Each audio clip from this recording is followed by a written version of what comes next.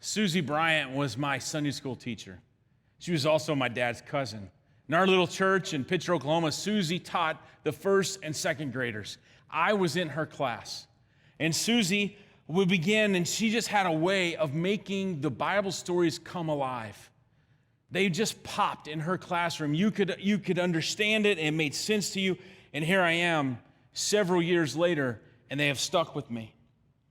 She was a professional teacher. She taught in the school system for over 40 years. But that first and second grade class that she taught in our little town, she would tell the stories of Noah and Jonah and Moses. But the story of the prodigal son always stood out to me. It was a story that she made come to life, how the boy wanted to leave home and how he went and had a party, and she brought in Doritos and Mountain Dew for the class, and that was a big deal at 9 o'clock in the morning. And she would separate those, and she would say that this young ruler, this young man, he had all of these things, and he would want you to celebrate with him. And then all of a sudden, he had nothing. He had nothing. And he was eating the pig slop, and so he had to make this decision about going home or staying there and living with the pigs. So what I'd like you to do now is at the home, take a few moments and just talk about this. What teacher in your life made the subject matter really come to life? And when did you have this teacher? And what did they do to make that particular subject come to life for you? Talk about it now. Take a moment.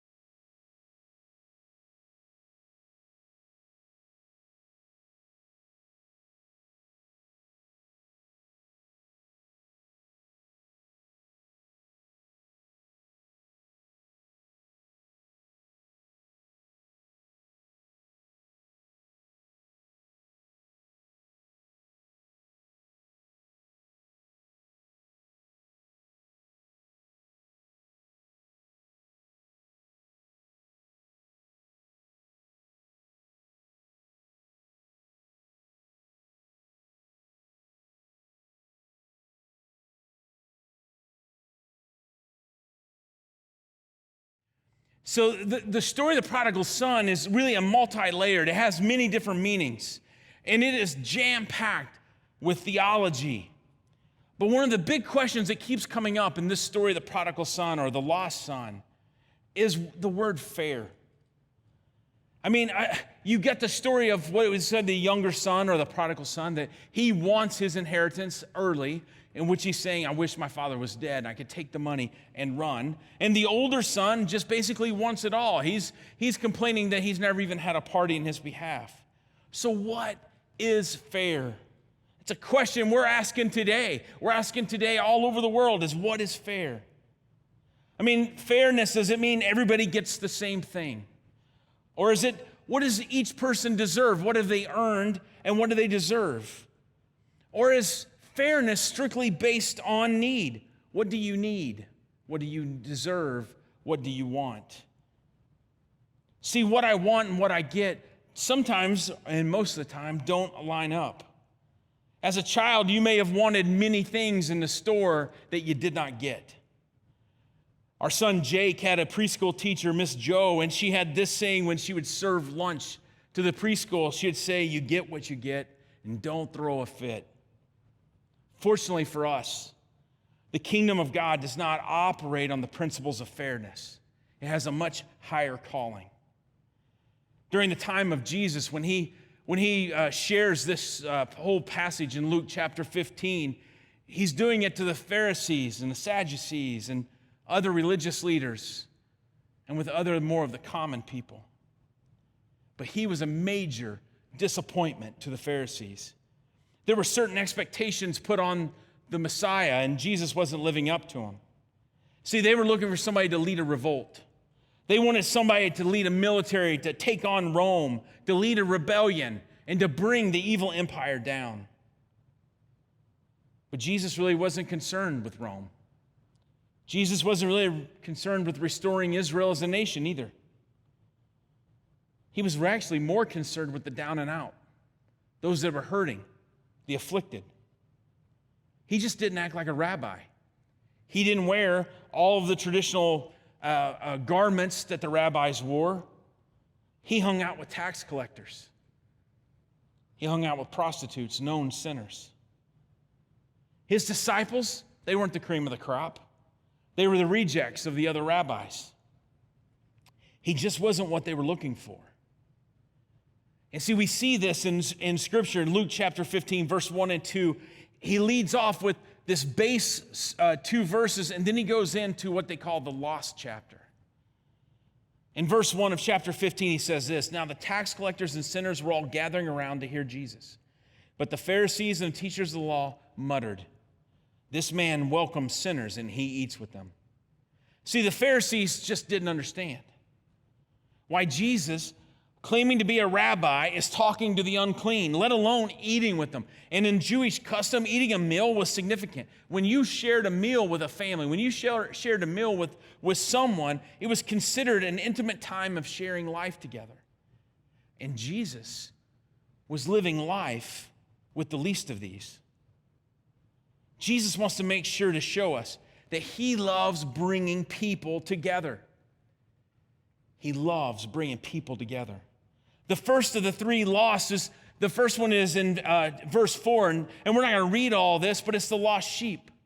A few weeks ago in our Love Your Neighbor series, we talked about this, that he abandons the 99 for the one. And that word seems a little harsh, but it wasn't that he totally abandoned the 99. It's that he moved over. He saw the 99 were safe and secure, and he went after the one that was hurting, that was lost, that was missing. And the Pharisees could not understand why he would leave 99 for one. And kingdom math does not equate to what we have here, that a shepherd leaves the 99 to go for the lost one. That this sheep was brought home, and the sheep was brought home with joy. In verse 8, he goes into the lost coin. It was somebody who had 10 silver pieces, and they lose one. And that when they find that one, when they search, that it was found with joy, and thanksgiving and a celebration begins. And Jesus is really teeing up the crowd. He was wanting to make sure that everybody that was listening to him would understand that there was escalating what was taking place. So here's what I want you to do at your home or office, wherever you're at. Take a moment now and discuss this. Have you ever been disappointed in Jesus or his teachings? If so, what was he teaching about?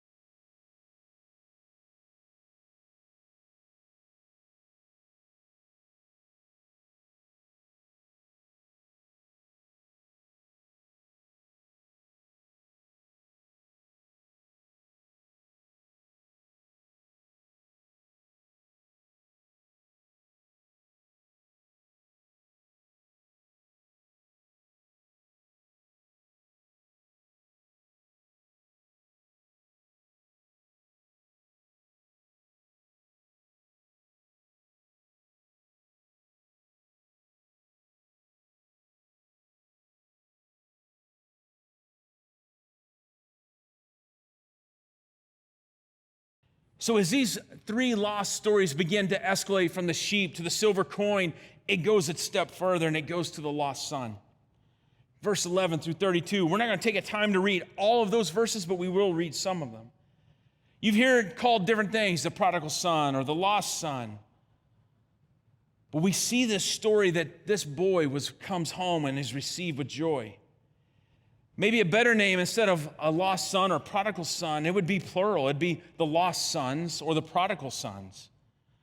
Because it is a story about two boys. They've both been invited to a party that their father is putting on, and neither feel comfortable attending. They're a little different in their approaches, but still, it was a hard thing for them. But they both had a shared misunderstanding of who their father really was.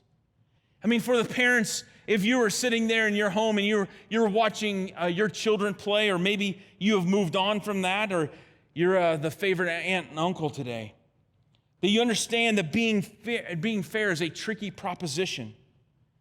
It doesn't always work that way. Maybe you've heard your whole life that what's good for one is good for all, or maybe things that have just said that even though they're different, they will buckle down and they will follow the rules because what's good for one is good for all. One of the things that I've noticed is I only complain about things being unfair when unfair works against me.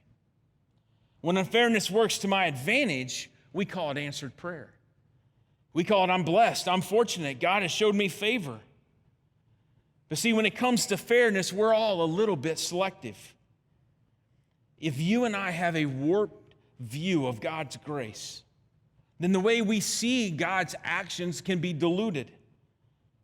In other words, the way we see the Father can be tainted. Now, children, I know you've been making those Father's Day cards, and if you haven't finished those, you can put those aside. You may have a little time later on, but now I want you to start drawing of this picture. As we start talking about the son that took the inheritance and leave, that maybe your picture you could draw or put together is how does that boy, how does that son actually see himself as we talk about living in the pig slop? See, the younger one in verse 11 through 17, the younger one wants the inheritance. And while dad's alive, that was a real direct insult because he was saying, I wish you were dead. Who knows why? But the father grants the wish, and he gives him half the inheritance, and he takes the money, and he leaves.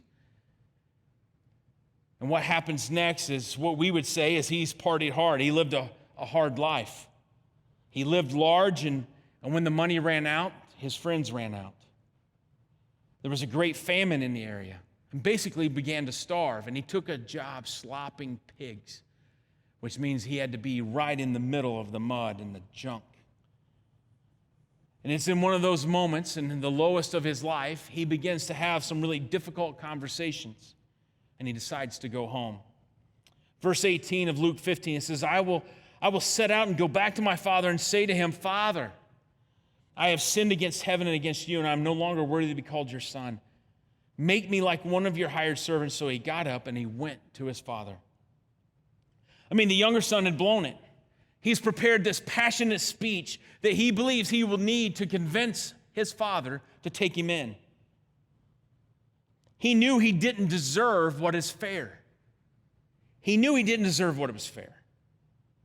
He understood that I can't be your son. I can't be your boy anymore. But I can work for you. I can be a servant. I can be a slave. I could come to work for you was a best case scenario. He was okay with being fair. But what he got was grace. Philip Yancey said this, is grace does not depend on what we have done for God, but rather what God has done for us. Ask people what they must do to get to heaven, and most reply, be good. But Jesus' stories contradict that answer. All we must do is cry out, help. So maybe, kids, you're at home and you're drawing that picture. Maybe the next picture you can draw is the way the Father sees the Son. Even though the Son has prepared this passionate speech, he is met a little differently than he anticipated. It doesn't go the way he thought it would go. In the second half of verse 20, it says this, but while he was still a long way off, his father saw him and was filled with compassion for him. And he ran to his son, He threw his arms around him and he kissed him. And the son said to him, Father, I have sinned against heaven and against you, and I am no longer worthy to be called your son. But the father said to his servants, Quick, bring the best robe and put it on him. Put a ring on his finger and sandals on his feet. Bring the fatted calf and kill it. Let's have a feast and let's celebrate. For the son of mine was dead and is alive again. He was lost and is found.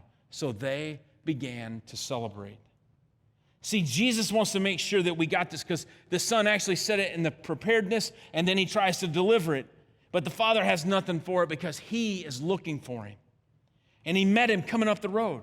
And instead of being fair, he greeted him like a hero with grace. See, so many times when we read this story, the main character is the prodigal son or the young son that leaves early or the older son that doesn't act appropriately. But the main character here is the father. It's the loving father who welcomes him home. See, if we interviewed the sons and we interviewed the father, we'd get totally different angles. The younger son would talk about the shame, the guilt, the difficulties. The dad would be talking about the celebration of the party of his son has come home, he's been found. The older brother, we're going to talk about in just a second, he wasn't near as excited about grace. He really wanted fair. And what I've come to realize in my life is you spend your life looking for fairness, that you'll be greatly disappointed in your relationship with Jesus. He's rarely ever fair, but he's always just. And the older brother comes out of the field wondering what the fuss is all about. He hears the party in verse 28, and it says, the older brother became angry and refused to go in. So his father went out and pleaded with him. But he answered his father, Look, all these years I've been slaving for you and never disobeyed your orders, yet you never gave me even a young goat so I could celebrate with my friends. But when this son of yours who was squandered your property with prostitutes comes home, you kill the fatted calf for him. See, the older brother didn't see himself in relationship with the father. He viewed himself as an employee. You hear the words, slave, disobeyed, orders. He says things like, not my brother, but your son. The irony in both of these boys was the father left the house to meet them. In Hebrews chapter 4, verse 14, out of the Message, it says, now that we know what we have in Jesus, this great high priest with ready access to God, let's not let it slip through our fingers. We don't have a priest who is out of touch with our reality. He's been through weakness and testing and experienced it all but the sin. So let's walk right up to him and get what he is so ready to give. Take the mercy, accept the help. See, this is not the way fathers and sons speak to each other. The boys were completely shocked by their father's response, and the father was shocked by the boys' reluctance to celebrate. It wasn't about being fair. It was about grace. The father goes on to the older son. Verse 31, my son, the father said, you are always with me. Everything I have is yours. But we had to celebrate and be glad because this brother of yours was dead and now he's now alive again. He was lost and is found. See, Jesus sets this whole thing up in the first two verses of chapter 15 with eating with these known sinners. It's because he loved them. He wanted to restore them in relationship. See, Jesus ran out of time and patience for those who screamed fairness. But he loved those that accepted his grace. Kathleen Falsini said this, justice is getting what you deserve, mercy is not getting what you deserve, and grace is getting what you absolutely don't deserve. Benign goodwill, unprovoked compassion, the unearnable gift. What I'd like you to do, take a moment in your homes and talk about this. Has there been a time in your life you received grace over fairness? And when? And what has been the impact on your life?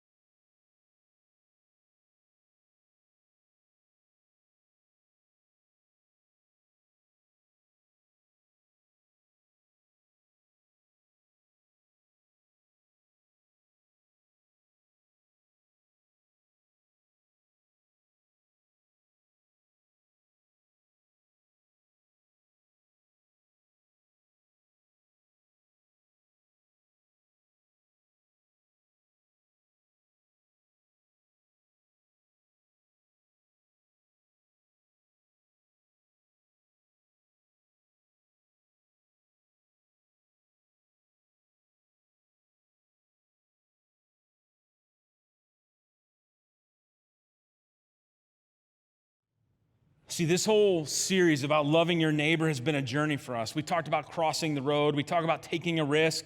We talked about serving our neighbors and seeing our neighbors. We talked about walking with our neighbors. Tonight, we want to talk about forgiving our neighbors. We've used some clips here and there about Mr. Rogers, and he tells a story in an interview. He talks about where he studied theology at Western Theological Seminary in Pittsburgh, Pennsylvania.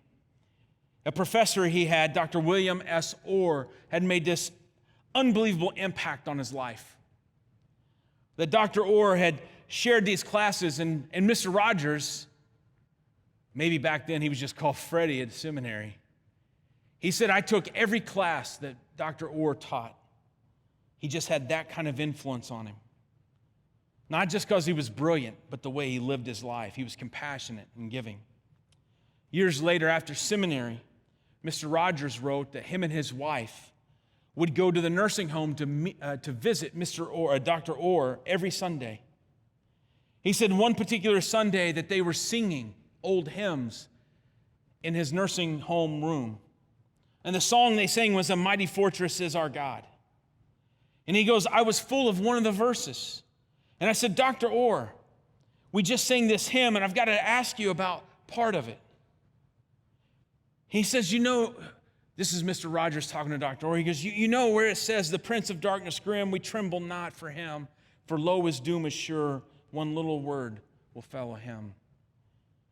He said, Dr. Orr, what is that one thing? What is the one thing that would wipe out evil? What is the one thing that would wipe out evil? And Dr. Orr said this: evil simply disintegrates in the presence of forgiveness. When you look with accusing eyes at your neighbor, that is what evil would want. Because the more the accuser, which of course is the word for Satan in Hebrews, can spread the accusing spirit, the greater evil spreads. On the other hand, if you can look with the eyes of the advocate on your neighbor, those are the eyes of Jesus.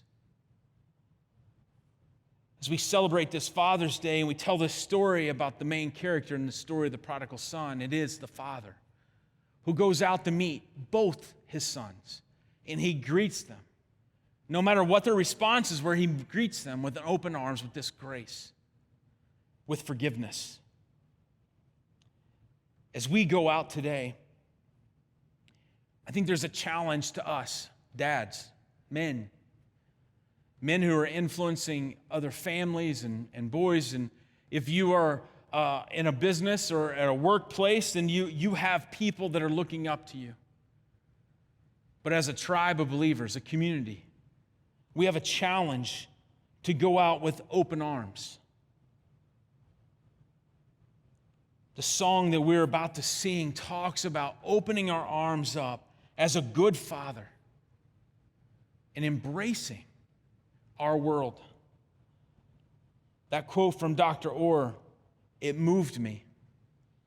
It shook me. That evil simply disintegrates in the presence of forgiveness. That maybe as a community of believers, if we step into the gap of the tension in our world today and we begin to forgive, we begin to celebrate those that are lost and found, that would be an incredible Father's Day.